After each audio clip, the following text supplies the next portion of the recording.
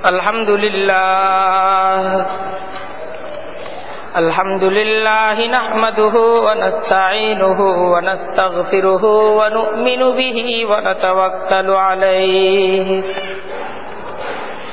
wa na'udzu billahi min shururi anfusina wa min sayyiati a'malina.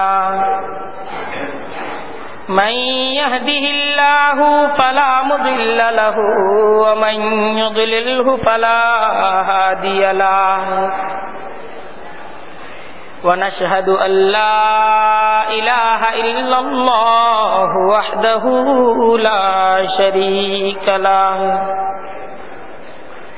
ونشهد أن سيدنا ومولانا محمدا عبده ورسوله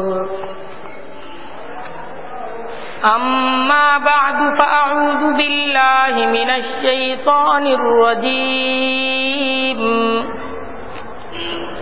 بسم الله الرحمن الرحيم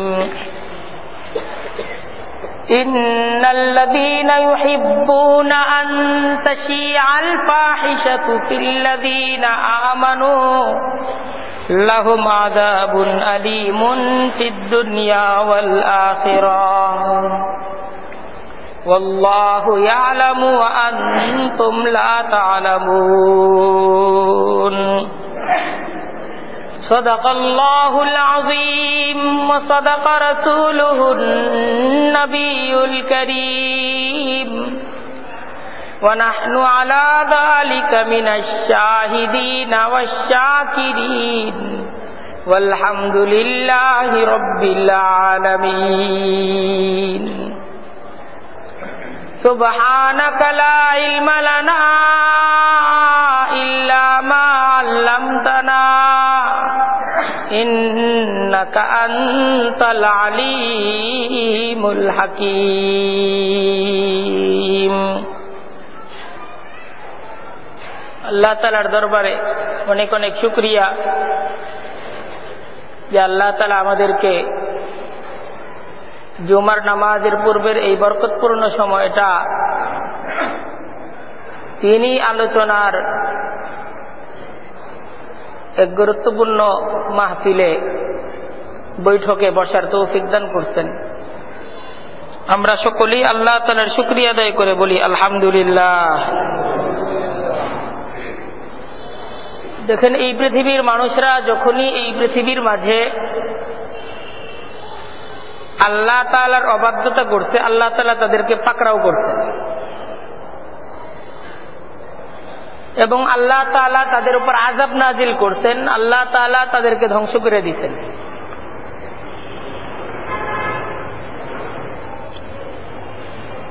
পূর্ববর্তী জাতিদেরকে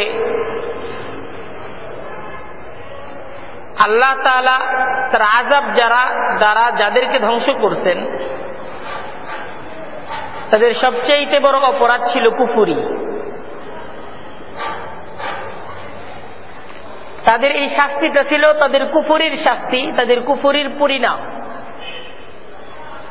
কুফরির কারণে, আল্লাহ তাআলাকে অস্বীকার করার কারণে আল্লাহ তাআলা তাদেরকে ধ্বংস করে দিয়েছেন। আলা ইন্না আদান কাফারু রাব্বাহুম, আল্লাহ তাআলা কোরআনে কারীমের মাঝে বলতেছেন, জেনে রাখো, ইন্না আদান কাফারু রাব্বাহুম, যে আদ সম্প্রদায়, এদেরকে যে ধ্বংস করা হয়েছে কঠিনতম শাস্তি দ্বারা, এদের অপরাধ ছিল তারা তাদের পালনেওয়ালা প্রভু আল্লাহ তাআলাকে অস্বীকার করছিল। এই জন্য আল্লাহ তাআলা আদ জাতিকে ধ্বংস করে দিয়েছেন। আদ জাতি পৃথিবীর ইতিহাসের দৈহিক শক্তির দিক দিয়ে সবচেয়ে শক্তিশালী জাতি ছিল। এদের এক একজনের দেহের মাঝে তো এত শক্তি ছিল যে বড় বড় পাথর, পাহাড়ের মতো বড় বড় পাথরকে তারা একাই নাড়ায় ফেলতে পারত।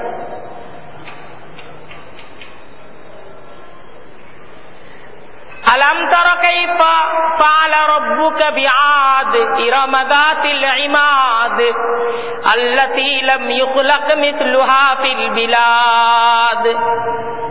আল্লাহ তাআলা বলতেছেন আলাম তারা, তোমরা কি দেখো নাই, শুনো নাই, কাইফা ফাআলা রাব্বুকা বিআদ, তোমাদের প্রভু কেমন আচরণ করেছিল আদ সম্প্রদায়ের সাথে। ইরামা যাতিল ইমাদ, যারা প্রচুর দৈহিক শক্তির অধিকারী ছিল। আল্লাতী লাম ইখলাক মিসলুহা ফিল বিলাদ, তাদের মতো এত দৈহিক শক্তি দিয়ে আল্লাহ তাআলা আর কোন জাতিকে এই পৃথিবীতে পাঠান নাই। আল্লাহ তাদেরকে ধ্বংস করে দিয়েছেন। এদেরকে ধ্বংসের কারণ কি? কুফরি। অন্যত্র আল্লাহ তাআলা সামুদ জাতির আলোচনা করতেছেন, আলা ইন্না সামুদা কাফারু রাব্বাহুম, সামুদ জাতিদেরকে ধ্বংস করতে এর কারণ কি? তারাও কুফরি করছিল, কুফরির কারণেই তাদেরকে ধ্বংস করা হয়েছে। ইন্না ফিরআউনা আলা ফিল আরদি, ফিরআউনকে আল্লাহ কেন ধ্বংস করতেন? তার অপরাধ একটাই, কুফরি করতে।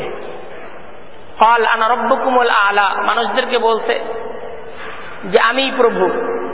এই ছিল ফিরআউনের অপরাধ। দেখেন, এই সমস্ত জাতিদেরকে ধ্বংসের কারণ আল্লাহ তাআলা কোরআনে কারীমের মাঝে আলোচনা করছেন। এদেরকে আমি যে ধ্বংস করছি এর কারণ হলো তাদের কুফরি। কুফরিটা তাদের অপরাধ। যেই জঘন্যতর অপরাধের কারণে আল্লাহ তাদেরকে ধ্বংস করছেন, সেই অপরাধটা কি? কুফরি। আরেকটা জাতি হযরত লূত আলাইহিস সালামের জাতি, আল্লাহ তাদেরকেও ধ্বংস করছেন। তারাও কাফের ছিল। আল্লাহ তাআলা কোরআনে কারীমের মাঝে ৮ জাতিকে ধ্বংস করার কারণ বলছেন কুফরি। সামুদ জাতিকে ধ্বংস করার কারণ বলছেন কুফরি। ফিরআউনকে ধ্বংস করার কারণ বলছেন কুফরি। লূত সম্প্রদায়কেও আল্লাহ তাআলা ধ্বংস করতেন, এটার কারণ কি? কুফরি না? এটাও তো একটা কারণ। কিন্তু কোরআনে কারীমের মাঝে আল্লাহ তাআলা এক জায়গায়ও তাদেরকে ধ্বংস করার কারণ কুফরি বলেন নাই। যতবার তাদের আলোচনা আসছে ততবার আল্লাহ তাআলা তাদেরকে ধ্বংস করার কারণ আলোচনা করতেন নির্লজ্জতা, বেহায়াপনা, লজ্জাহীনতা। এর দ্বারা এই বিষয়টা খুব পরিষ্কার ভাবে বোঝা যায় যে নির্লজ্জতা এটা কুফরির চাইতেও বড় অপরাধ। বেহায়াপনাটা কুফরির চাইতেও বড় অপরাধ। যদি কুফরিটাই বড় অপরাধ থাকতো তাহলে আল্লাহ তাদের ক্ষেত্রেও বলতেন যে তাদেরকে ধ্বংস করার কারণ হলো কি? কুফরি। যেমন আদ জাতি, সামুদ জাতি, ফিরআউন ধ্বংসের কারণ আল্লাহ উল্লেখ করতেন, কুফরির কারণে তাদেরকে ধ্বংস করছি। লূত আলাইহিস সালামের জাতি এরাও কাফের ছিল, কিন্তু এদেরকে ধ্বংস করার কারণ আল্লাহ বলতেছেন নির্লজ্জতা। এটা কুফরির চাইতেও ভয়াবহ। আরেকটা বিষয় দেখেন যে আল্লাহ তাআলা ফিরআউনকে ধ্বংস করতেন। ফিরআউনকে কঠিন শাস্তি দ্বারা আল্লাহ তাআলা ধ্বংস করতেন। সেই শাস্তিটা কি ছিল? আল্লাহ তাআলা ফিরআউনকে পানির মাঝে ডুবায় মারতেন। এই একটা শাস্তি ছিল ফিরআউনকে ধ্বংস করার জন্য। এরকম ভাবে আল্লাহ তাআলা বিভিন্ন জাতিদেরকে যে ধ্বংস করতেন, কারো উপর পানির আযাব দ্বারা ধ্বংস করতেন, কেউকে বাতাসের আযাব দ্বারা ধ্বংস করতেন, কেউকে আগুনের আযাব দ্বারা ধ্বংস করতেন। এক একটা জাতিকে আল্লাহ তাআলা যে ধ্বংস করতেন, এক একটা আযাব দ্বারা এক একটা জাতিকে আল্লাহ তাআলা ধ্বংস করতেন। কিন্তু ইতিহাস দেখেন, এই লূত আলাইহিস সালামের জাতি যে কওমে লূত, এদেরকে আল্লাহ তাআলা যখন ধ্বংস করতেন, ফিরআউন তো কাফির ছিল, তাকে ধ্বংস করার জন্য শুধু পানি ব্যবহৃত হয়েছে। আদ সম্প্রদায়কে ধ্বংস করার জন্য শুধু বাতাস প্রবাহিত হয়েছে। ঠিক এরকম এক একটা জাতিকে ধ্বংস করার জন্য আল্লাহ তাআলা এক একটা শাস্তি, এই এক একটা শাস্তিকে হুকুম দিয়েছেন। কিন্তু লূত আলাইহিস সালামের জাতিকে যখন আল্লাহ তাআলা ধ্বংস করেন, একসাথে 5 ধরনের আযাব একসাথে নাজিল হয়েছে। এর মধ্যে 1 নম্বর আযাব ছিল ভূমিকম্প, দ্বিতীয় আযাব ছিল বিকট আওয়াজ, ফেরেশতাদের বিকট আওয়াজ, তৃতীয় শাস্তি ছিল পাথরের বৃষ্টি। চতুর্থ শাস্তি ছিল তাদের আকৃতি বিকৃতি, তাদের চেহারার আকৃতিকে বিকৃত করে দেওয়া হয়েছে। আর পঞ্চম শাস্তি ছিল যে তাদের ভূখণ্ডের উপরের অংশ নিচে আর নিচের অংশ উপরে, ঠিক এইভাবে তাদের পূর্ণ ভূখণ্ডটাকে হযরত জিবরাইল তার পাখার দ্বারা তুলে এটাকে সম্পূর্ণ উল্টায় জমিনের মাঝে মারছেন। এই একসাথে 5 ধরনের শাস্তি আরোপ করে এই কওমে লূতকে অত্যন্ত নিকৃষ্টতম পন্থায় আল্লাহ তাআলা শাস্তি দিয়ে তাদেরকে ধ্বংস করতেন। এই শাস্তির কারণ হলো তাদের নির্লজ্জতা। কারণ এ জমিন আল্লাহর, এই বাতাস এবং এই পানির মালিককে আল্লাহ। এটাকে ভোগ করার অধিকার সবার আছে, কিন্তু এটাকে নষ্ট করার অধিকার কারণে আল্লাহ তাআলা অবাধ্যতাকে সহ্য করতে পারেন, কিন্তু নষ্টামি এবং নির্লজ্জতা এটাকে আল্লাহ তাআলা বরদাস্ত করেন না।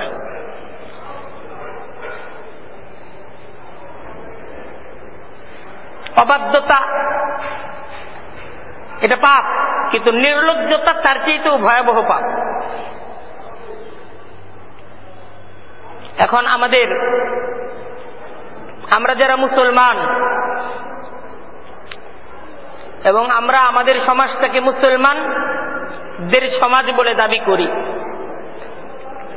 আমাদের ভাবা দরকার যে আমাদের সমাজের অবস্থাটা কি।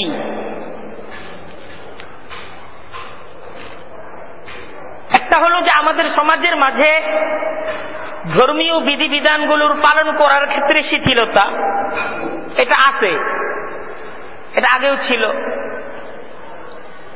যে আমাদের মাঝে 95% জন মানুষ এরা মসজিদে আসে না, অথচ তারা মুসলমান। হালাল হারাম শরীয়তের বিধি বিধান, লেনদেনে হালাল হারাম এটাকে যাচাই করে চলে। এরকম লাখে 1 জন, হাজারে 1 জন 2 জন পাওয়াও দুষ্কর। এই সমস্ত কিছু কিন্তু অপরাধ। নামাজের দিকে ডাকা হচ্ছে, আমরা মসজিদে আসতেছি না, এটা একটা অপরাধ। শরীয়তের মধ্যে হারাম লেনদেন করা যাবে না, আমরা করতেছি, এটা একটা অপরাধ। কিন্তু এর চাইতে আরো অনেক বেশি চিন্তা করার বিষয়, এই অপরাধগুলো নিয়ে আমাদেরকে ভাবতে হবে, কিন্তু তার চাইতে আরো বেশি ভাবনার বিষয় হলো নোংরামি। আমাদের সমাজের মাঝে যে নোংরামি শুরু হয়েছে, যে মুসলমানদের সমাজ, এই সমাজের মাঝে বেহায়াপনা, অশ্লীলতা, নগ্নতা এটা একদম তার চূড়ান্ত স্তর পর্যন্ত গিয়ে পৌঁছতেছে। যুব সমাজের চরিত্র সম্পূর্ণ ধ্বংসের কাছাকাছি চলে যেতেছে। আজকে আমরা আমাদের সমাজের মাঝে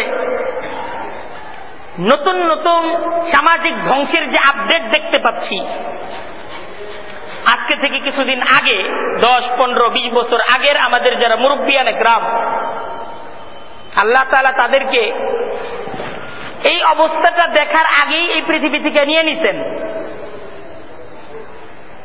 তারা আজকের এই 20 বছর পরের এই করুণ অবক্ষয়ের অবস্থাটা, এটাকে তারা চিন্তাও করেন নাই, এটাকে তারা কল্পনাও করেন।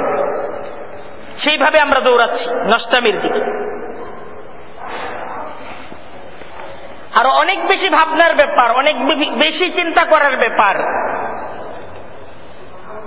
যে আমাদের যুব সমাজকে বিপথগামী করার জন্য, শুধু তাদের চরিত্র ধ্বংস না, তাদের ঈমানকে ধ্বংস করার জন্য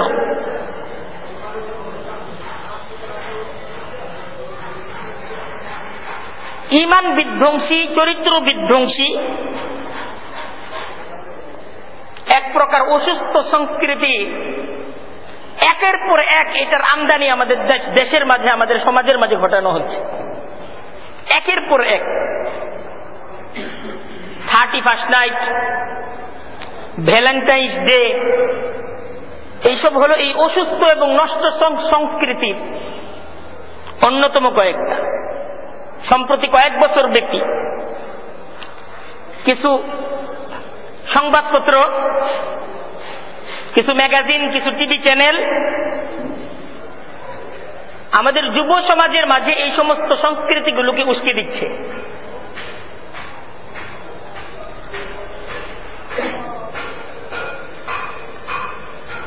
আমাদের এই অসুস্থ সংস্কৃতি সম্পর্কে সজাগ হওয়া দরকার, খুবই সচেতনতা দরকার। নিজ ঈমানকে হেফাজতের জন্য, নিজ চরিত্রকে হেফাজতের জন্য, খোদার জাহান্নাম থেকে বাঁচার জন্য অবশ্যই এই বিষয়গুলো নিয়ে মুসলমান সমাজের ঈমানদার যুবক, মুসলমান সমাজের ঈমানদার মানুষদেরকে ভাবতে হবে। আমরা আজ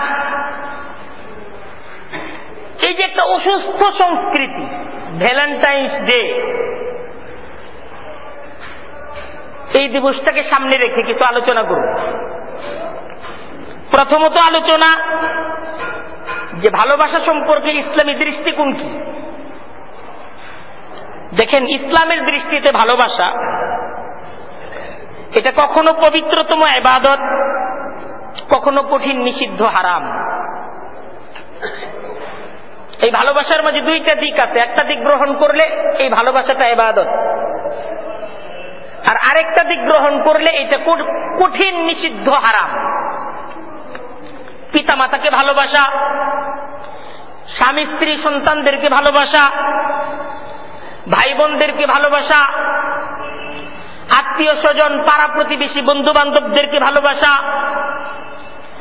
সৎ মানুষদেরকে ভালোবাসা, আল্লাহ তাআলার পূর্ণ সৃষ্টিকুলকে ভালোবাসা, এটা আল্লাহর হুকুম।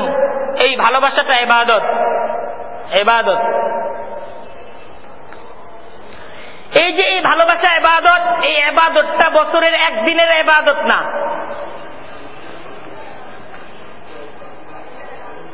এটা প্রতিদিন ইবাদত।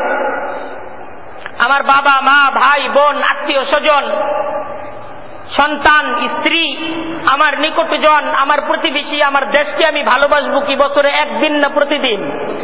প্রতিদিন। এটা মুসলমানদের জন্য 24 ঘন্টার ইবাদত। 24 ঘন্টা একটা মুসলমান এই ভালোবাসার চর্চা করবে। মুসলমান সমাজের মাঝে এই ভালোবাসার চর্চা হবে, এই ভালোবাসার আলোচনা হবে।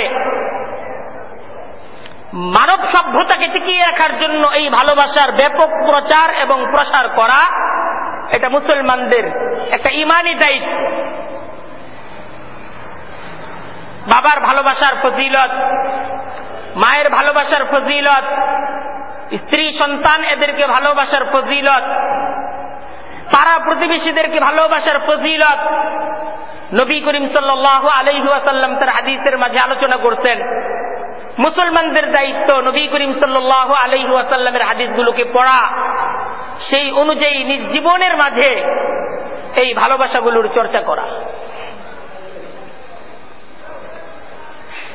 আর এই ভালোবাসার আরেকটা দিক হলো নারী পুরুষের ভোগকেন্দ্রিক বিবাহ পূর্ব অবৈধ সম্পর্ক। ইসলামে কঠিনভাবে এটাকে নিষিদ্ধ এবং হারাম করে দেওয়া হয়েছে, এবং এই হারামটা ইসলামে সব সময়ের জন্য হারাম, সারা বছরের জন্য হারাম, সারা জিন্দেগির জন্য হারাম। কোন অবস্থাতেই ইসলামী শরীয়ত একজন মুসলমানকে তার অনুমতি দেয় না। মহান রব্বুল আলামিন মানব সভ্যতাকে টিকিয়ে রাখার জন্যই ভালোবাসাটাকে পরিবারমুখী করার হুকুম দিতেন, যে ভালোবাসাটা হবে পরিবারমুখী, আল্লাহমুখী, আল্লাহর রসুলমুখী, ইসলামী শরীয়তমুখী ভালোবাসা হবে। আর এই যে বিশ্ব ভালোবাসা দিবস, এই যে ভালোবাসা সম্পর্কে ইসলামী দৃষ্টিকোণ আমরা জানলাম, এখন বিশ্ব ভালোবাসা দিবস, এই বিশ্ব ভালোবাসা দিবসের পয়গাম কি? সে আমাদেরকে আল্লাহর যে হুকুম ভালোবাসা, এই ভালোবাসার দিকে ডাকে। এই বিশ্ব ভালোবাসা দিবসের ডাক, এই ডাকের অর্থ কি? বিশ্ব ভালোবাসা দিবসটা হলো পরিবার মুক্ত যুবক যুবতীর অবৈধ সম্পর্কের দিকে আহ্বান সম্বলিত একটা প্রচার, যা মানব সভ্যতাকে ধ্বংস করার একটা হাতিয়ার, মানুষের মাঝে অশ্লীলতাকে প্রচার করার একটা অন্যতম মাধ্যম, বিবাহ পূর্ব অবৈধ সম্পর্ক গড়ার এক একটা শয়তানি ডাক। কোরআনে কারীমের মাঝে মহান রব্বুল আলামিন অত্যন্ত কঠিন ভাবে এই ধরনের কাজের মাঝে যারা অংশগ্রহণ করবে তাদেরকে হুঁশিয়ারি উচ্চারণ আল্লাহ তাআলা করতেছেন। কঠিন ভাবে আল্লাহ তাআলা সতর্ক করে দিতেছেন যে এর পরিণতি ভয়াবহ, কঠিন শাস্তি ভোগ করতে হবে দুনিয়াতে আখিরাতে। কারণ এটা আল্লাহর পৃথিবীকে নষ্ট করা। এই জমিন আল্লাহর, এই পৃথিবী আল্লাহর, এই পানি বাতাসের মালিক আল্লাহ। আল্লাহর পৃথিবীকে নষ্ট করার অধিকার কারো নাই। তোমরা ভোগ করতে চাও, ভোগ করার সুযোগ তোমাদেরকে দেওয়া হয়েছে। অবাধ্যতা করতে চাও, করতে থাকো অবাধ্যতা, এটার বিচার আখিরাতে হবে। কিন্তু আল্লাহর জমিনকে যদি নষ্ট করা হয় তার শাস্তি দুনিয়াতেই হবে। কঠিন ভাবে, করুণ ভাবে তার প্রতিশোধ আল্লাহ তাআলা এই জমিনের মাঝে নেবেন। ইন্নাল্লাযীনা ইউহিব্বুনা আন তাশিআল ফাহিশাতু ফিল্লাযীনা আমানু লাহুম আযাবুন আলীমুন ফিদ দুনিয়া ওয়াল আখিরাহ ওয়াল্লাহু ইয়ালামু ওয়া আনতুম লা তা'লামুন। আল্লাহ তাআলা কোরআনে কারীমের মাঝে সতর্ক করে দিতেছেন, ইন্নাল্লাযীনা ইউহিব্বুনা আন তাশিআল ফাহিশা, যারা নির্লজ্জতা, বেহায়াপনা, অশ্লীলতা এটাকে যারা প্রচার করে, এটাকে যারা প্রসার করে, ফিল্লাযীনা আমানু, মুসলমানদের সমাজে, ইমানদারদের সমাজে, যে সমাজের মাঝে মুসলমান পুরুষ এবং মুসলমান নারী ইমানদারদের বসবাস, সেই সমাজের মাঝে যারা নির্লজ্জতাকে ছড়িয়ে দেওয়ার দায়িত্ব পালন করে, লাহুম আযাবুন ফিদ দুনিয়া ওয়াল আখিরাহ, তাদের জন্য আমার কঠিন শাস্তি। সেই শাস্তি আখিরাতে না, সেই শাস্তি দুনিয়াতেই। দুনিয়াতেই তাদেরকে কঠিন সাজা ভোগ করতে হবে। আর আখিরাতে তার শাস্তি তো আছেই। আখিরাতের শাস্তি তো ওয়ালা আযাবুল আখিরাতি আখজা, আখিরাতের শাস্তি তো অনেক লাঞ্ছনাকর। আখিরাতের শাস্তির সামনে তো দুনিয়ার শাস্তি কিছুই না। আখিরাতের শাস্তি তাদের জন্য অপেক্ষা করতেছে। আল্লাহু ইয়ালামু ওয়া আনতুম লা তা'লামুন। আল্লাহর জমিনকে নষ্ট করা যে কত বড় অপরাধ এটা তোমরা বুঝতেছো না, কিন্তু আল্লাহ বুঝতেছেন। কারণ এই পৃথিবীটা আল্লাহ করছেন, এই পৃথিবীর প্রতি আল্লাহর মায়া আছে। সার্বক্ষণিক এই পৃথিবীর মাঝে আল্লাহ বাতাস দিচ্ছেন, আল্লাহ পানি দিচ্ছেন, আর তুমি আল্লাহর পৃথিবীটাকে নষ্ট করতেছো। আল্লাহর সৃষ্টি, পৃথিবীর খলিফা, পৃথিবীর প্রতিনিধি মানুষদেরকে তুমি নষ্ট করতেছো। তুমি জানো না এটা কত বড় অপরাধ, তুমি জানো না এটা কত বড় অপরাধ। আল্লাহ বলতেছেন। নবী করিম সাল্লাল্লাহু আলাইহি ওয়াসাল্লাম হাদিসের মাঝে ইরশাদ করেন, লাম ইয়াযহুর হাল ফাহিশাতু ফি কওমিন কাত্তু হাত্তা ইয়ালামু বিহা ইল্লা ফাশা ফীহিমুত তাউন। নবী বলতেছেন এর শাস্তি কি, যে কোন জমিনের মাঝে যদি কেউ অশ্লীলতা, বেহায়াপনা এটাকে যখন নির্লজ্জ ভাবে এটাকে করতে থাকে, তো আল্লাহ তাআলা সেই জমিনের মাঝে ভয়াবহ রোগ ব্যাধি এইসবকে ছড়িয়ে দেন। এমন ভয়াবহ রোগ মহামারীর মাঝে সেই সমাজের লোকের আক্রান্ত হইতে থাকে, অতীত ওয়ালারা যে সমস্ত রোগগুলোর নামও শুনে নেই, নামও জানে না। আল্লাতী লাম তাকুন মাযাত ফি আসলাফিহিমুল্লাযীনা মাযাউ, যে রোগটা তাদের পূর্ববর্তীরা শুনে নাই, এই ধরনের মহামারীর মাঝে আল্লাহ তাআলা সেই সমাজের লোকদেরকে আক্রান্ত করে দেন। আজকে দেখেন, আজকে ১৫০০ বছর পর আজকের পৃথিবী সাক্ষী যে নবী করিম সাল্লাল্লাহু আলাইহি ওয়াসাল্লামের সেই ভবিষ্যৎবাণী সত্যি। আজকে এই বেহায়াপনা, অশ্লীলতা, লজ্জাহীনতা, নির্লজ্জতা বেবিচার ভয়াবহ শাস্তি, এটাকে প্রচার এবং প্রসারের ভয়াবহ শাস্তি। এইডস আজকে পশ্চিমা বিশ্বের ঘরে ঘরে, এইডস আজকে পশ্চিমা বিশ্বের ঘরে ঘরে এইডস। এটা আল্লাহর গজব, এটা আল্লাহর শাস্তি। পাশ্চাত্যের সমাজ আজ খোদার গজব ভয়াবহ এইডস মহামারীর মাঝে আক্রান্ত। দেখেন, আমাদের সমাজের উপর, মুসলমানদের সমাজের উপর আল্লাহ তাআলার অনেক বড় রহমত। ব্যভিচার, জিনা এটা পাপ।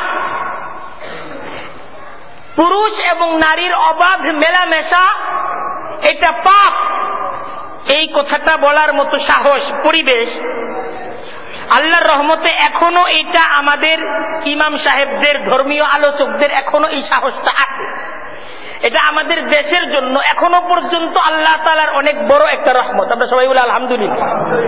অনেক বড় রহমত আল্লাহ তাআলার, যা আমরা এখনো মিম্বরে বসে বলতে পারতেছি জিনা এটা পাপ, ব্যভিচার এটা পাপ, নারী পুরুষের অবাধ মেলামেশা এটা পাপ। এই কথাটা এখনো আমরা বলতে পারতেছি। কিন্তু পাশ্চাত্যের পাদ্রীদের এখন এই সাহসটাও নাই। এই সাহসটাকে কেড়ে নেওয়া হয়। তারা যে বলবে ব্যভিচার পাপ, এই সাহসটা খ্রিস্টান ধর্মীয় পাদ্রীদের কাছ থেকে এই সাহসটাও কেড়ে নেওয়া হবে। এই সাহসটা আজকে তাদের নাই। এটা খোদার একটা গজব। এই এইডস থেকে তারা যদি বাঁচতে চায়, বাঁচার জন্য তাদের উচিত হলো ব্যভিচারী জীবন থেকে ফিরে আসা, পরিবার কেন্দ্রিক যে সুন্দর জীবন, এই জীবনটাকে গ্রহণ করা। এটা উচিত না? উচিত ব্যভিচারী জীবনকে ত্যাগ করা, পরিবার কেন্দ্রিক। পরিবারটা হলো আল্লাহ তাআলার দেওয়া পৃথিবীর জান্নাত। পারিবারিক জীবনটা হলো আল্লাহর দেওয়া পৃথিবীর জান্নাত। পারিবারিক জীবনে যারা সুখী, পারিবারিক জীবনটাকে যারা ইসলামী ভাবে পালন করতেছে, তারা খোদার জান্নাতের মাঝে আছে। আর যাদের পরিবার অশান্ত, তারা জাহান্নামের মাঝে আছে। কারণ ঘর তো জাহান্নাম, ঘরের মাঝে তো শান্তি নাই, এজন্যই তো বাইরে বাইরে ঘুরে। কারণ ঘর তো আযাব, ঘর তো আযাব, ঘরের মাঝে থাকার মতো উপযোগী পরিবেশ নাই। যারা ঘরকে শান্তময় করতে পারছে, তারা জান্নাতের মাঝে আছে। আর যারা তাদের পাপের কারণে ঘর নষ্ট হয়ে গেছে, তারা তো দুনিয়ার মাঝেই খোদার জাহান্নামের মাঝে আছে। দেখেন, এটা খোদার একটা গজব, ভয়াবহ গজব। পৃথিবীর যাবতীয় চিকিৎসা বিজ্ঞানীরা একমত যে এইডসের কোনো চিকিৎসা নাই।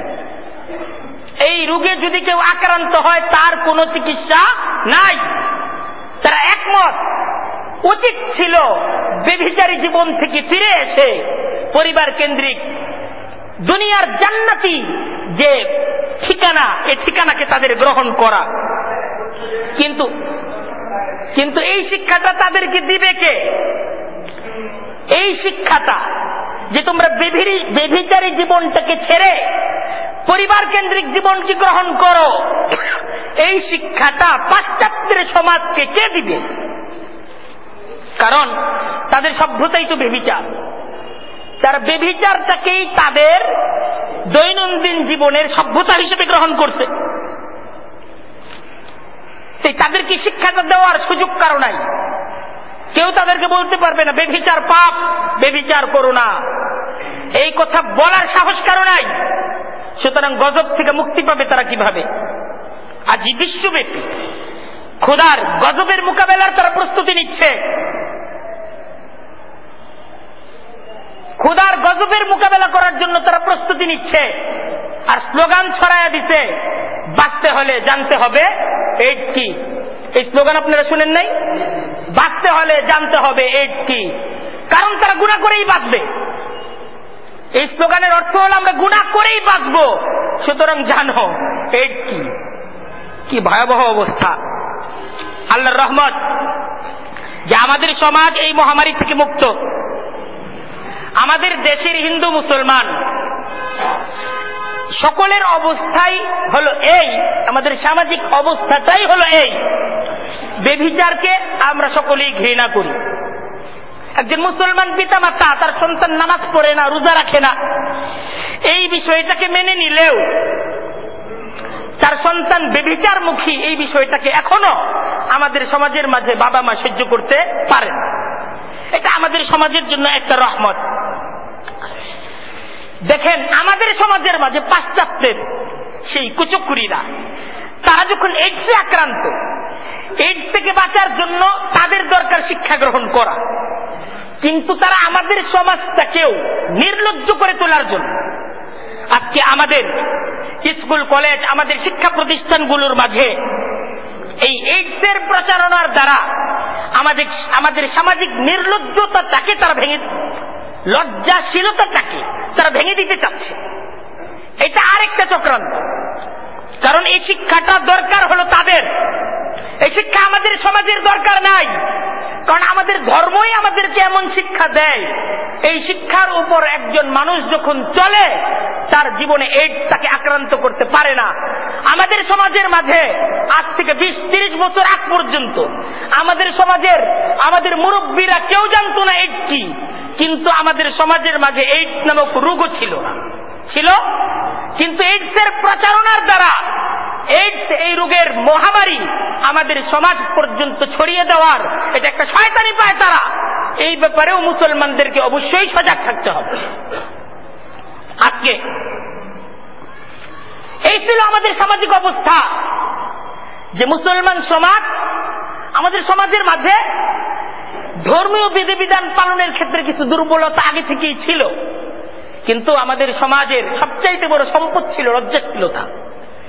আমাদের বাবা মা, আমাদের মুরব্বীরা এই লজ্জা ইসলামের যে একটা গুরুত্বপূর্ণ ভূষণ, আল হায়াউ শু'বাতুম মিনাল ঈমান, লজ্জাটাকে বলা হয়েছে ঈমানের একটা গুরুত্বপূর্ণ অংশ।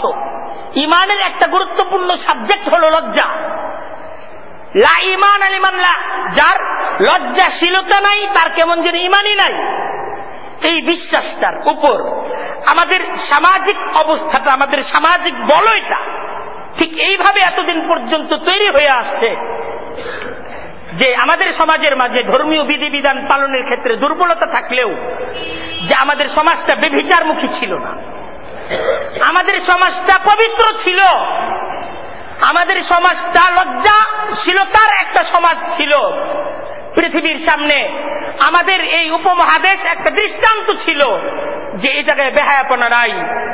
এদেশের সমাজ, এই সমাজের নারীরা, এই সমাজের যুবতীরা তারা লজ্জাশীল, এই সমাজের যুবকরা তারা লজ্জাশীল, তারা বেহায়া না, তারা নির্লজ্জ না। তাই দেখেন, আগেও আমরা অপরাধী ছিলাম, নামাজের ক্ষেত্রে আমাদের অবহেলা ছিল, এটা আমাদের একটা অপরাধ ছিল। কিন্তু লজ্জার যে একটা সম্পদ, লজ্জাশীলতার যে একটা সম্পদ, এই সম্পদটা আমাদের হাতে ছিল। আমরা নামাজ না পড়লেও আমরা মানুষ ছিলাম, নামাজ না পড়লেও আমরা পশু ছিলাম না। কিন্তু এখন পাশ্চাত্যের অসুস্থ সংস্কৃতিকে এইভাবে আমদানি করা হচ্ছে, একের পর এক আমাদের মনুষ্যত্বকে কেড়ে নেওয়া হচ্ছে, আমাদের লজ্জাকে ছিনতাই করা হচ্ছে, আমাদের ঈমানটাকে কাইরা নেওয়া হইতেছে। এই বিষয়টা আমাদের ভাবা দরকার, চিন্তা করা দরকার। আমরা কি ঈমানটাকে ছেড়ে দিব? আমরা কি লজ্জাটাকে ছেড়ে দিব? আমরা কি এই সমস্ত কিছুকে ছেড়ে দিয়ে জান্নাতি জীবনকে গুড বাই জানিয়ে আমরা কি জাহান্নামের পথে চলবো কি চলবো না, এই ব্যাপারে সিদ্ধান্ত গ্রহণ করা দরকার, ফিকির করা দরকার। এটা ফিকিরের সময় চলে আসছে। এখনো যদি আমরা ফিকির না করি, আজ থেকে 5 বছর পর, আজ থেকে 10 বছর পর ফিকির করার আওয়াজও কেউ তুলতে পারবে না। যেমন পাশ্চাত্যের সমাজগুলোর মাঝে ফিকির করো, বেভিচারকে ছাড়ো, এই কথা বলনেওয়ালা নাই, কেউ বলতে পারবে না। আমাদের সমাজে তো এখনো বলার অবকাশ আছে, সুতরাং এখনই ভাবতে হবে। একটা সময় আসবে বলার অবকাশ থাকবে না। এই সমাজটাই এমন সমাজ হবে, আল্লাহ তাআলা বাঁচাক, আল্লাহ রক্ষা করুক। এই সমাজটা যদি এমন সমাজ হয়ে যায়, কেউ এই সমাজের কেউকে বলতে পারে না বেভিচার পাপ। আমরা কি এমন একটা সমাজ চাই? আজকে তো আমাদের সেই পথে আমাদের সমাজ হাঁটতেছে, সেই পথেই আমাদের সমাজ হাঁটতেছে। এখন তো বুরকা পরো, এই কথা বলা অপরাধ, আইনের দৃষ্টিতে অপরাধ। বুরকা পরো, কিছুদিন পর বেভিচার করা যাবে না, এইটাকেও বলা হবে পাপ। আইনের দৃষ্টিতে এটাকে অপরাধ হিসেবে বিবেচনা করা হবে। ভাবা দরকার যে আমরা কি এই পথে হাঁটবো কিনা, কেউ যদি আমাকে এই পথে পরিচালিত করে আমরা কি এই পথে যাব কিনা, একটু চিন্তা করে নেওয়া দরকার আছে না নাই? ফিকির করেন, এটা চিন্তা করার ব্যাপার। মাত্র কিছুদিনের ব্যাপারে, কিছুদিনের ব্যবধানে, মাত্র কয়েকটা বছরের ব্যবধানে আমাদের সামাজিক জীবনের সবচাইতে বড় পরাজয় বেভিচার মুখী সভ্যতা। বেভিচার মুখী সভ্যতা, যে সভ্যতাটা সম্পূর্ণ নির্লজ্জ, বেহায়াপনা, এইটাকেই বলা হইতেছে সভ্যতা। এইটাকেই বলা হইতেছে সভ্যতা। এদিকেই যুবক যুবতী আমাদের সমাজকে ডাকা হইতেছে, এদিকে আসো, এইটাই সভ্যতা ডাকা হইতেছে। খুব ফিকির করা দরকার। এটা তো গেল একটা শুধু চরিত্র ধ্বংস, একটা বিষয় গেল চরিত্র ধ্বংস, যে আমরা আগে মানুষ ছিলাম, এখন আমাদেরকে পশু বানায় ফেলাতে, পশু বানানোর চক্রান্ত চলতেছে। আগে আমরা নামাজ রোজা কম করতাম, কিন্তু আমাদের ঈমান ছিল, ঈমান ছিল, আমাদের ঈমানটা ছিল। ঈমানের কথা বলা হইলে আমরা জাগতাম, ঈমানের কথা বলা হইলে আমরা সজাগ হইতাম, আমরা ঘুম থেকে উঠতাম। কিন্তু দেখেন এই অসুস্থ সংস্কৃতি এক তো আমাদের চরিত্র ধ্বংস করতেছে, দ্বিতীয় আমাদের ঈমানকে ধ্বংস করতেছে। ঈমান ধ্বংসের বিষয়টা আমি আপনাদের সামনে তুলে ধরতেছি। এই যে দেখেন, এই 14ই ফেব্রুয়ারি ভ্যালেন্টাইন্স ডে, এটার ইতিহাস কি? এটার ইতিহাসটাও একটু বুঝার ব্যাপার। ইতিহাস বুঝলেই বোঝা যাবে এটা কত গভীর চক্রান্ত। এই ভ্যালেন্টাইন্স ডে, এই 14ই ফেব্রুয়ারি, এই দিবসটা মূলত প্রাচীন রোমান মূর্তি পূজকদের একটা ধর্মীয় দিবস হিসেবে এই দিনটাকে পালন করা হইত।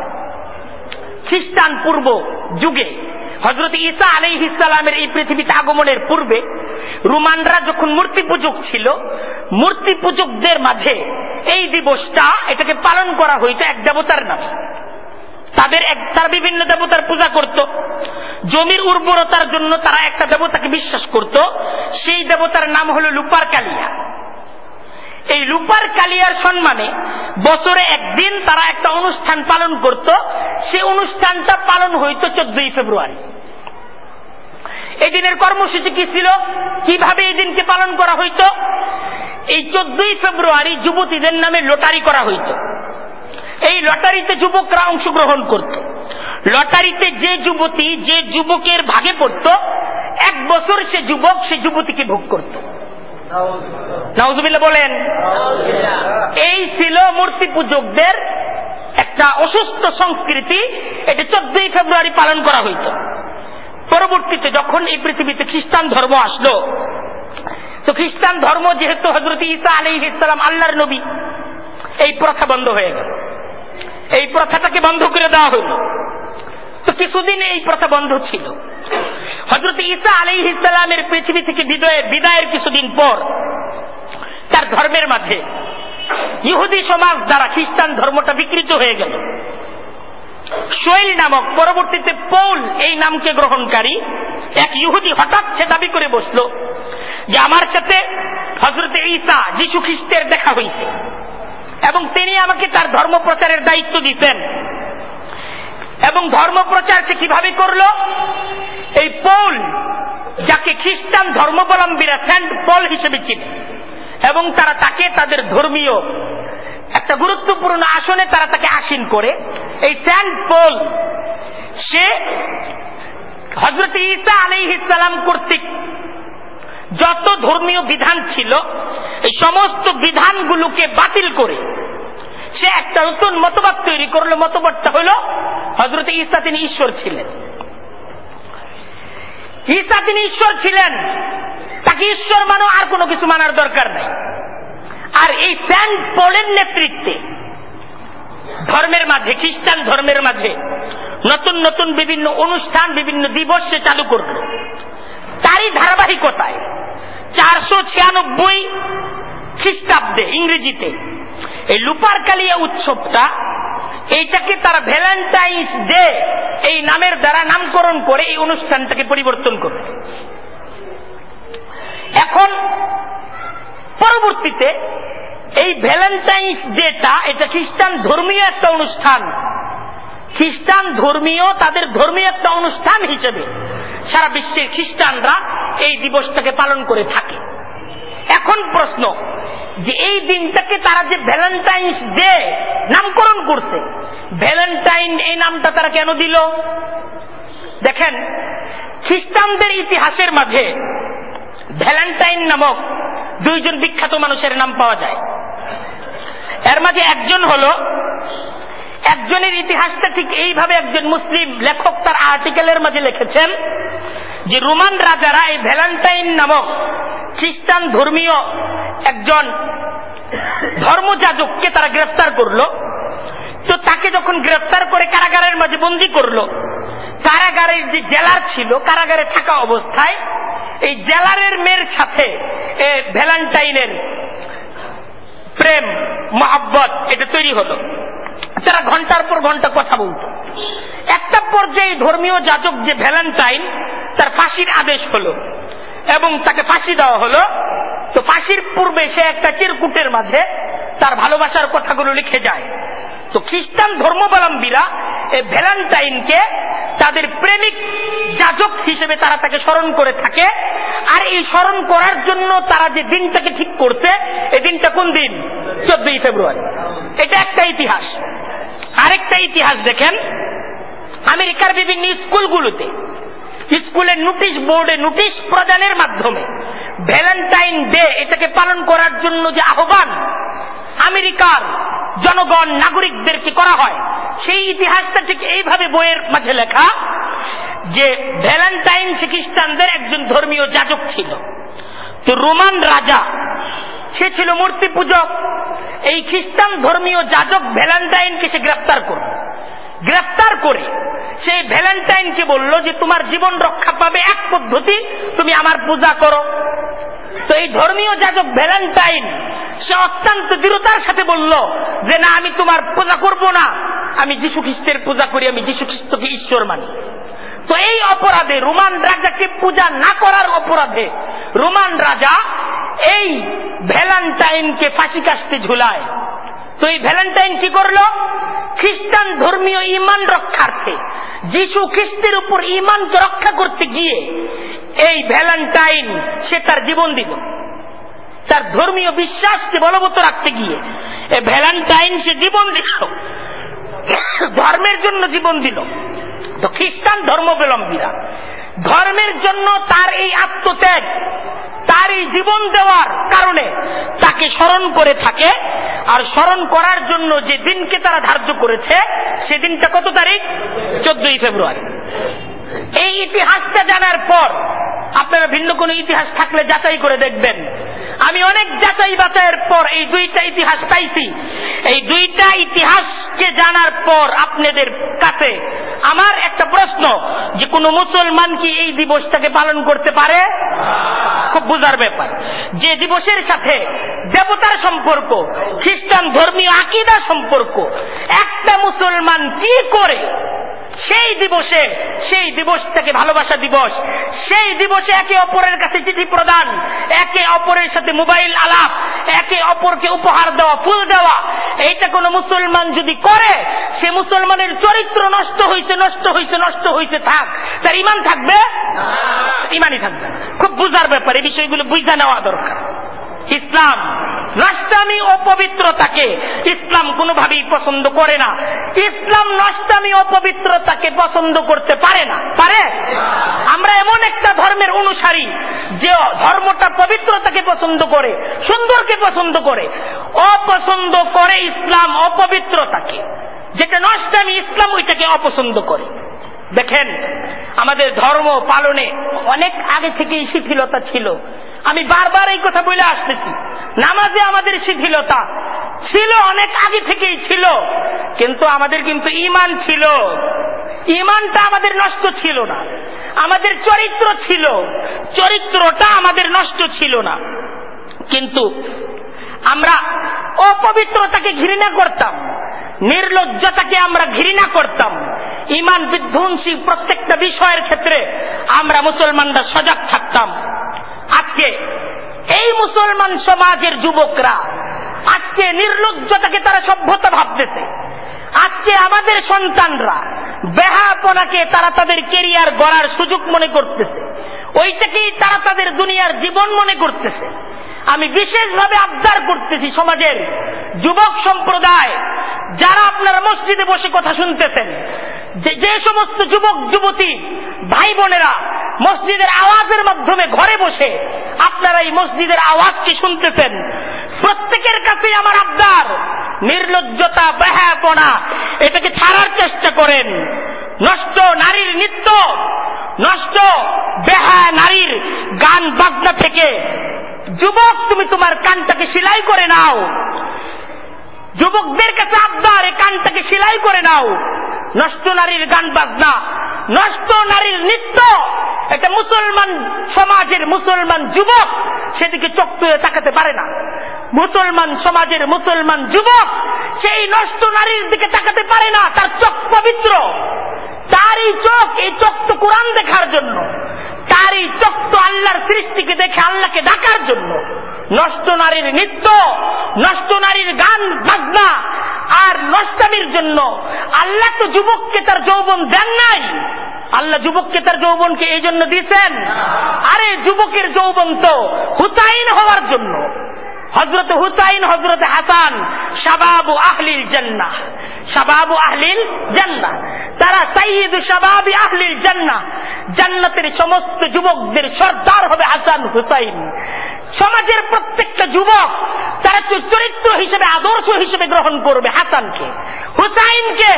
তারা তো চরিত্র হিসেবে গ্রহণ করবে হযরত হুযায়ফাকে, তারা তো চরিত্র হিসেবে গ্রহণ করবে আল্লাহর নবীর সাহাবা হযরত আব্দুল্লাহ ইবনে জুবায়েরকে, যারা তাদের যৌবনকে, যৌবনের উত্তপ্ত রক্তকে ইসলাম প্রচারের কাজে, ঈমান বিধ্বংসী প্রত্যেকটা কাজের প্রতিবাদের জন্য যারা তাদের যৌবনের রক্তটাকে জমিনের মাঝে ঢেলা দিছে, যুবক তো সেই যুবক হবে। আমাদের যুবক তো নারীর পাগল হওয়ার জন্য না, গানের পাগল হওয়ার জন্য না, আমেরিকা ব্রিটেনের সেই অসুস্থ সংস্কৃতির পাগল হওয়ার জন্য তো মুসলমান যুবকের রক্ত না। মুসলমান যুবকের রক্ত তো কোরআনকে কায়েম করার জন্য, মুসলমান যুবকের রক্ত তো ইসলামকে প্রতিষ্ঠিত করার জন্য, মুসলমান যুবকের রক্ত ইসলাম বিধ্বংসী প্রত্যেকটা কাজে বিদ্রোহী হওয়ার জন্য, প্রতিবাদ করার জন্য। ঠিক কি ঠিক না? খুব বোঝার ব্যাপার, খুব বোঝার ব্যাপার। মুসলমান যুবক, তুমি তোমার কানকে বন্ধ করো। তুমি কানের মাঝে আর কখনো ইয়ারফোন লাগাবা না। শপথ করতে পারো না? মুসলমান যুবক কি শপথ করতে পারে না যে আমি আমার কানের মাঝে আর ইয়ারফোন লাগাবো না? এই শপথ কি করা যায় না? আমি চোখ দ্বারা আর নষ্টার দিকে তাকাবো না, নষ্টার দিকে আমি তাকাবো না, এই শপথ কি মুসলমান যুবক করতে পারে না? মুসলমান যুবক এই শপথ করো। কানটাকে আল্লাহর করে নাও, কোরআন শোনার জন্য এই কানটাকে বিলীন করে দাও। আল্লাহ জান্নাতে এমন হুরদের সুমধুর কণ্ঠের গান তোমাকে শোনাবেন, সে গান একদিন এক ঘন্টার জন্য না, বরং বছরের পর বছর জান্নাতি সে হুরদের গান চলতে থাকবে, আর যুবক সে গানকে শুনতে থাকবে। সেই গান শোনার মাঝে যুবকের মাঝে কোনো অতৃপ্তি আসবে না। আল্লাহ সেই জান্নাত যুবকদের জন্য রাখছেন। আল্লাহ তাআলা কোরআনে কারীমের মাঝে বলতেছেন, ওয়ালিমান খাফা মাকামা রাব্বিহি জান্নাতান, ওয়ালিমান খাফা মাকামা রাব্বিহি জান্নাতান। যে যুবক ওয়ালিমান খাফা মাকামা রাব্বিহি, তার প্রত্যেকটা চাহনির সময় ভাবে, প্রত্যেকটা কথা শোনার জন্য ভাবে, শোনার সময় ভাবে আমাকে তো আল্লাহর সামনে দাঁড়াতে হবে। যে যুবক সার্বক্ষণ ভাবে যে আমি এই কথা শুনবো না, আল্লাহ দেখছেন, আমি এই কথা, আমি এদিকে তাকাবো না, আমার আল্লাহ আমাকে দেখতেছেন, আমি তাকাবো না, যে যুবক এই কথা ভাবে, আল্লাহ তাআলা বলতেছেন ওয়ালিমান খাফা, যে যুবক ভয় করে মাকামা রাব্বিহি, তার প্রভুর সামনে একদিন তাকে দাঁড়াতে হবে, জান্নাতান, আল্লাহ তাআলা সেই যুবকের জন্য দুইটা জান্নাতের ব্যবস্থা করে রেখেছেন। আল্লাহ তাআলা বলতেছেন ফিহিন্না কাসিরাতুত তারফ, সে জান্নাতের মাঝে আল্লাহ বলতেছেন, যুবক তুমি যে তোমার চোখটাকে নিচের দিকে নামিয়ে রেখেছিলে, তুমি যে চোখ তুলে নষ্টার দিকে তাকাও নাই, সে জান্নাতে তার বিনিময়ে তোমাকে এমন হুর দেওয়া হবে যে হুর তোমার দিকেই তাকিয়ে থাকবে, অন্য কারো দিকে তাকাবে না। আজকে যে নষ্টা নারীর জন্য তুমি আরো 5 যুবকের সাথে প্রতিযোগিতা দিয়ে সেই নষ্টকে পাবার জন্য তুমি তোমার যৌবনকে ধ্বংস করতেছ, সেই নারী নষ্ট যে 5 জনের সাথে ঘুরে, নষ্ট না? সেই নারী নষ্ট, সে নারীর মাঝে কিছু নাই, কিছু নাই, সে নারীর মাঝে কিছু নাই। যুবক তুমি তোমার ক্যারিয়ারকে ধ্বংস করতেছো, তুমি তোমার যৌবনকে ধ্বংস করতেছো। সে নষ্টা নারী যে 5 জনের সাথে ফোন আলাপের মাঝে 10 মিনিটের জন্য তোমাকে সময় দেয়, সে নারীর জন্য তুমি তোমার যৌবনকে ধ্বংস করতেছো, তোমার ক্যারিয়ারকে ধ্বংস করতেছো। আল্লাহ বলতেছেন সে নারীর পিছনে ঘুরো না, সে নারীর থেকে চোখকে ফিরাও। জান্নাতে এমন নারী দেব যে নারী তো নারী না, সে তো জান্নাতে হুর, সেই জান্নাতের হুর শুধু তোমার দিকে তাকিয়ে থাকবে। লাম ইয়াতমিসুহুন্না ইনসুন ক্বাবলাহুম ওয়ালা জান, সে নারীটাকে ইতিপূর্বে তুমি ছাড়া আর কেউ ধরে নাই, আর কেউ সে নারীটাকে দেখে নাই, আল্লাহ বলতেছেন। আর সে নারী কেমন? আল্লাহ তাআলা কুরআনে কারীমের মাঝে বলতেছেন, কাআন্না হুন্নাল ইয়াকুতু ওয়াল মারজান। আর সে নারী তো, তাকে দেখে তো কোনো নারী মনে হবে না, তাকে দেখে তো কোনো হুর মনে হবে না, তার দিকে যখন তাকাবে তোমার মনে হবে আমি মুক্তা দেখতেছি, আমি মনি মুক্তা দেখতেছি। আল্লাহ বলতেছেন কান্না হুন্নাল ইয়াকুত ওয়াল মারজান। আরে ওটা তো ইয়াকুত এবং মারজানের মতো, বরং ইয়াকুত মারজানও তার সামনে কিছুই না। সে তো ইয়াকুত মারজান মনি মুক্তা এই সমস্ত কিছুর চাইতে অনেক অনেক অনেক অনেক সুন্দরী হবে। আর দেখা হবে কিভাবে, বসা হবে কোথায়? আল্লাহ কোরআনে কারীমের মাঝে বলতেছেন মুত্তাকিইনা আলা ফুরুশিন বাতাইনুহা মিন ইস্তাবরাক ওয়া জানাল জান্নাতাইনি দান। মুত্তাকিইনা আলা ফুরুশ, আরে তোমাদের যে মিলন হবে জান্নাতের মাঝে, জান্নাতের সেই মিলনের জন্য তোমাদেরকে তো এমন বিছানা দেওয়া হবে, মুত্তাকিইনা আলা ফুরুশ, এমন বিছানার উপর তোমাদেরকে বসতে দেওয়া হবে। বাতাইনুহা মিন ইস্তাবরাক, যেই বিছানাটাকে তৈরি করার জন্য তুলা হিসেবে ব্যবহৃত হয়েছে উঁচু উন্নত মানের জান্নাতি রেশম, জান্নাতি রেশম দ্বারা সে বিছানাটাকে তৈরি করা হবে। আল্লাহ তাআলা বলতেছেন ওয়াজানাল জান্নাতাইনি দান, আর তোমরা যে বসবা জান্নাতের সমস্ত গাছগুলো, জান্নাতের সমস্ত ফলের গাছগুলো তোমাদের এত নিকটে থাকবে, তোমরা তোমাদের আসনের মাঝে বসেই তোমরা যখন যা নাস্তা করতে চাইবে আল্লাহ তাআলার তরফ থেকে তাই তোমাদের জন্য পরিবেশন করা হবে। তাই নাচ গানের স্বাদ, এই স্বাদ তো এই যৌবন নিচে, এই যৌবন তো ভোগ করছে নাচ গান, অনেক অনেক নাচ গান দেখা হয়ে গেছে। একবার আল্লাহর নামে কাদার স্বাদটাও অনুভব করো, দরকার আছে না? আল্লাহর নামে কাদার মাঝে যে কত মজা, কত স্বাদ, তাকিয়ে থাকার মাঝে স্বাদ তো ভোগ করতো, চোখটাকে নিচে নামায় রাখার মাঝে যে কি স্বাদ, সেই স্বাদটাও একটু দেখো। খোদার কসম, আল্লাহর কসম করে বলছি, আল্লাহর কসম, চরিত্রকে পবিত্র রাখার মাঝে যে কি স্বাদ, চরিত্রকে নষ্ট করার মাঝে সে স্বাদ নাই। ওই স্বাদ আছে? চরিত্রকে শুদ্ধ রাখার মাঝে যে তৃপ্তি, যে মজা, চরিত্র নষ্ট করার মাঝে কি ওই মজা আছে? ওই মজা নাই। কোরআন শোনার মাঝে যে স্বাদ, ওই স্বাদ কি গান বাজনার মাঝে আছে? নাই। একটাবার কোরআন শুনা দেখো, বিশ্বের মুসলিম কারীদের কেরাত, মক্কা মদিনা শরীফের ইমামদের কেরাত, কুরআনে কারীমের সুন্দর সুমধুর সূরা ফাতিহার তেলাওয়াত শুনে দেখো কত মজা আল্লাহর দেওয়া কোরআন। আলহামদুলিল্লাহি রাব্বিল আলামিন আর রহমানির রহিম মালিকি ইয়াউমিদ্দিন ইয়াকা না'বুদু ওয়া ইয়াকা নাস্তাঈন ইহদিনাস সিরাতাল মুস্তাকিম সিরাতাল লাযীনা আন'আমতা আলাইহিম গায়রিল মাগযুবি আলাইহিম ওয়ালাদ-দাল্লিন কোরআন শোনার মাঝে যে মজা, কোরআন শোনার মাঝে যে তৃপ্তি, এই তৃপ্তি কি অন্য কোথাও আছে? নাই। কিন্তু আসলে আমরা ধ্বংস হয়ে গেছি।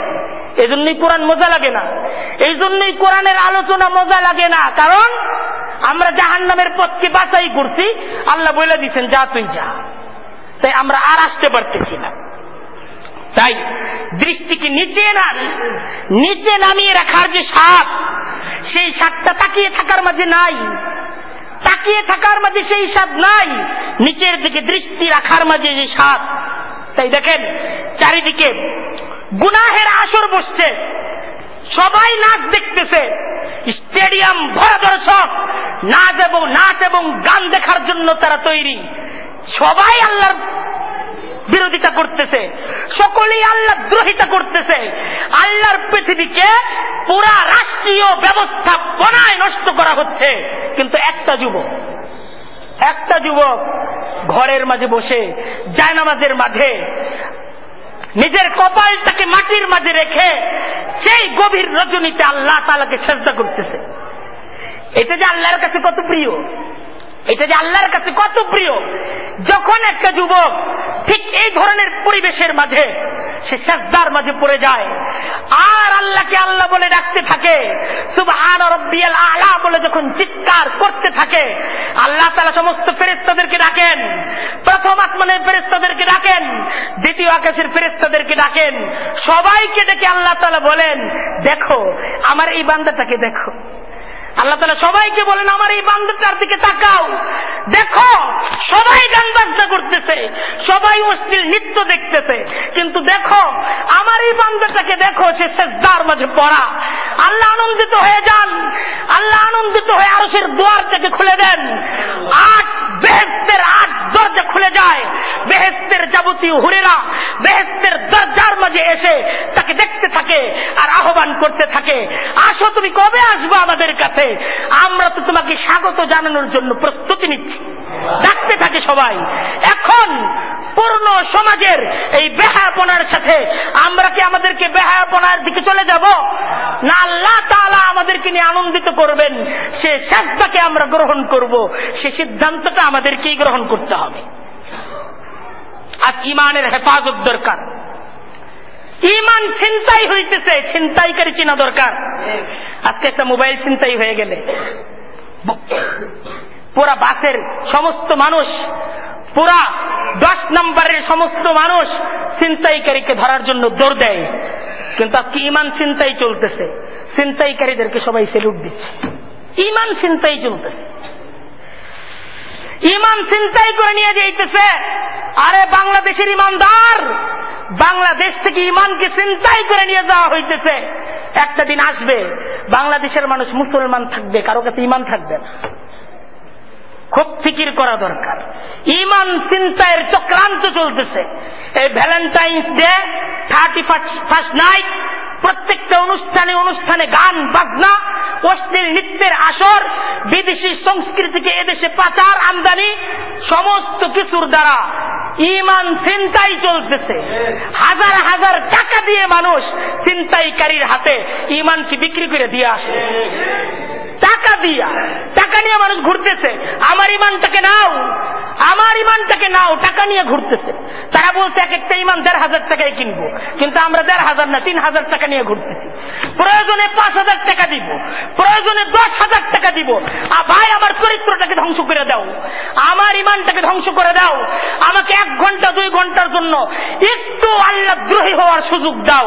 টাকা দ্বারা আমরা আল্লাহর জমিনকে নষ্ট করতেছি। টাকা দ্বারা বোঝা দরকার কোথায় আছি, কি করতেছি, একটু বোঝা দরকার, একটু বোঝা দরকার। আমরা কোথায় কি করতেছি, কার জমিন, কার আসমান, আর আমরা কার, আর করতেছি কি, কার জন্য কি করতেছি। খুব সাবধান, খুব সাবধান, খুব সাবধান, খুব সাবধান। ইমানটা চলে গেলে ইমান সবচেয়ে বড় সম্পদ। সাহাবা একরাম জীবন দিচ্ছেন, ইমান দেন নাই, ইমান দিচ্ছেন, আর আমরা ইমানও দিব জীবনও দিব। এই করুণ অবস্থা হয়ে গেছে। আমরা কেমন মুসলমান হইছি, আমাদের বাবা মা আমাদের পূর্বপুরুষরা কেমন ছিল, আর আমরা কেমন হয়ে গেছি। আমরা কি এই অঙ্গীকার করতে পারি না যে সামনে ভ্যালেন্টাইন্স ডে যে আসতেছে, আমরা সেই দিনকে প্রতিহত করব? আমরা এই সিদ্ধান্ত গ্রহণ করতে পারি না? বাবা মা নিঃসন্তানকে বুঝাবো, এটা বুঝানো বাবা মার উপর ফরজ না? মুরব্বীদের উপর ফরজ না? আমি ইমাম সাহেব সবাইকে বুঝাই দিলাম, আমার ফরজ দায়িত্ব পালন হয়েছে। এখন বাকিদের উপর ফরজ দায়িত্ব রয়ে গেছে। এখন বাকি এই দাওয়াতটাকে প্রচার করা বাকি সকলের জন্য ফরজ। সবাই বুঝায় দিবেন এটি চরিত্র ধ্বংস, ইমান ধ্বংসের সংস্কৃতি। এইটার সাথে কোনো মুসলমান একমত হইতে পারে না। আল্লাহ তাআলা সকলকে বুঝার তৌফিক দান করুক। ওয়া আখিরু দাওয়ানা আনিল হামদুলিল্লাহি রাব্বিল আলামিন।